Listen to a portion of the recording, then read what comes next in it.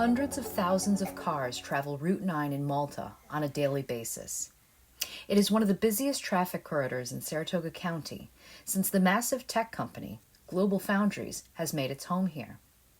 The road passes by a dormant, barely visible, sprawling 165-acre property that was once a booming site of technological innovation during the Cold War.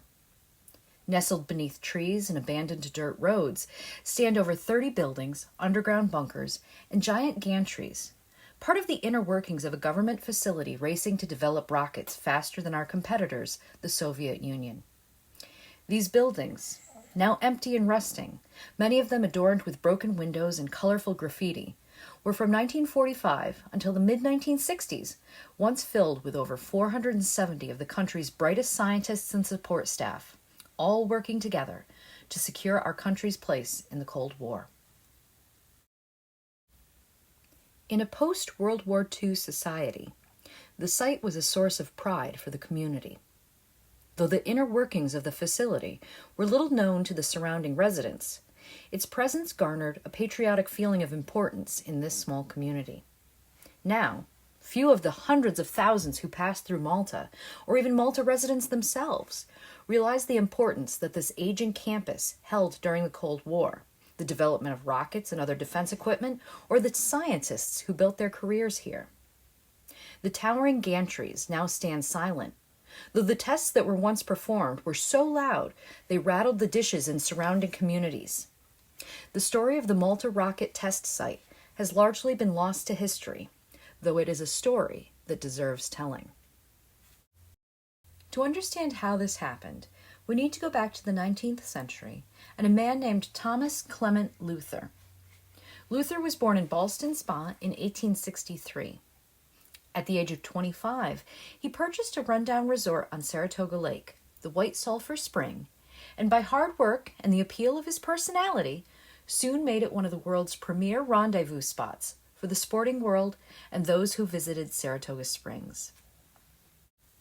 Interested in the environment around him, in 1898 he began purchasing land around the lake with the idea of reforestation.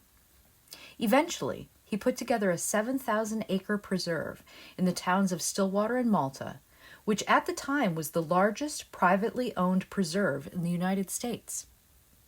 His son, Thomas Frederick Luther, a Cornell-trained forester, worked side by side with his father and carried on the work after his father's death. As World War II was ending, America began a race with the Soviet Union to capture German war secrets. The most prized was the V-2 rocket, the first liquid-propelled rocket that had caused so much damage when they fell on London and Paris, taking only 5 minutes from launch to landing. The Army selected engineers from the Schenectady General Electric plant because of their experience with remotely guided aircraft to go to Europe and interview captured German scientists. They were also to select papers, drawings, and rocket parts to be shipped back to America. Their campaign was codenamed Operation Paperclip. Simultaneously, another GE team was tasked with finding a convenient but secluded spot to build a test facility. They found it tucked amongst the towering pines of the Luther Forest Preserve, the 7,000-acre forest sanctuary in the towns of Malta and Stillwater that had been developed by the Luther family.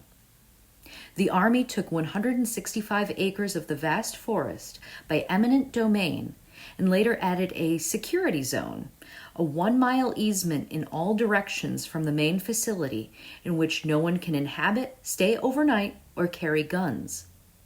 Ironically, Thomas Frederick Luther had been in London, serving on Eisenhower's staff, when he was injured in a V-2 rocket attack and was back home recuperating when he received a call from GE.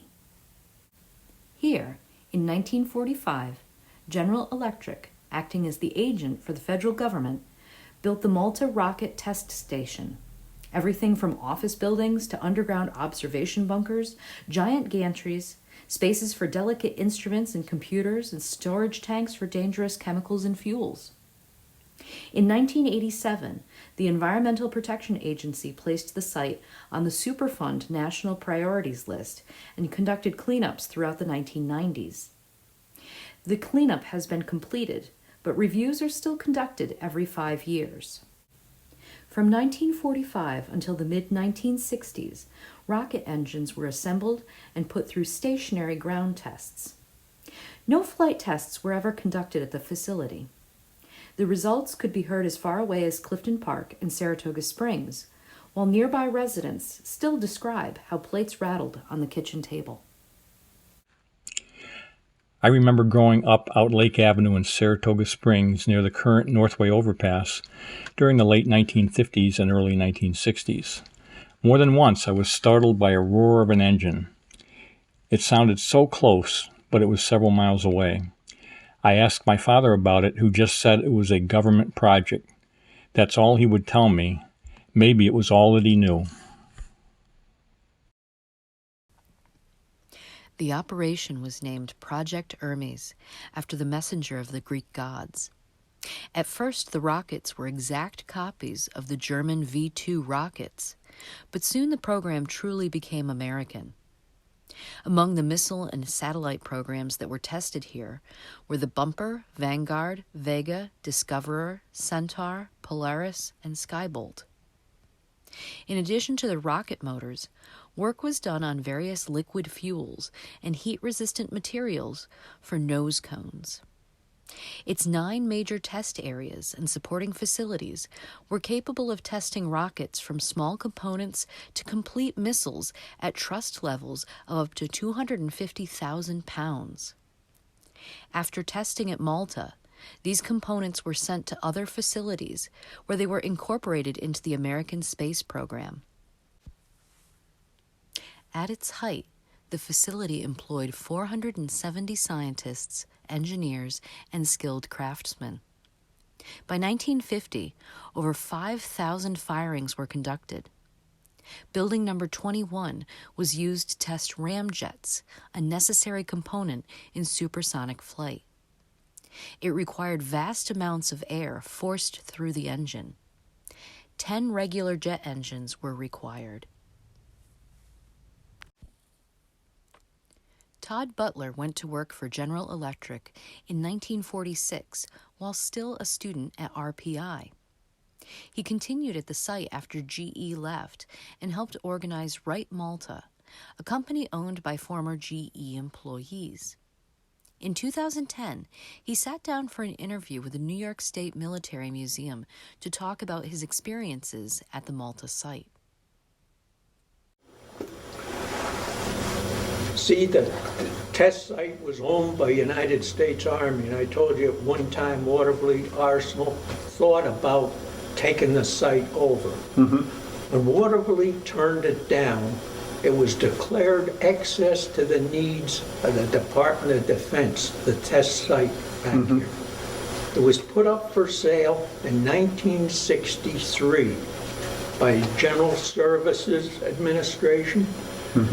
And General Services ended up selling it to the Atomic and Space Development Authority of the state of New York, which had visions of having space-related industry back here and once Atomic and Space Development Authority took it over, General Electric became the contractor operator for ASDA, Atomic and Space. And we essentially did rocket firing work for them. We did testing work we were trying to develop the state into the space business. They were wanting to get a chunk of it, the authority. It is not an exaggeration to say that America's first steps on the road to the moon were taken in Malta.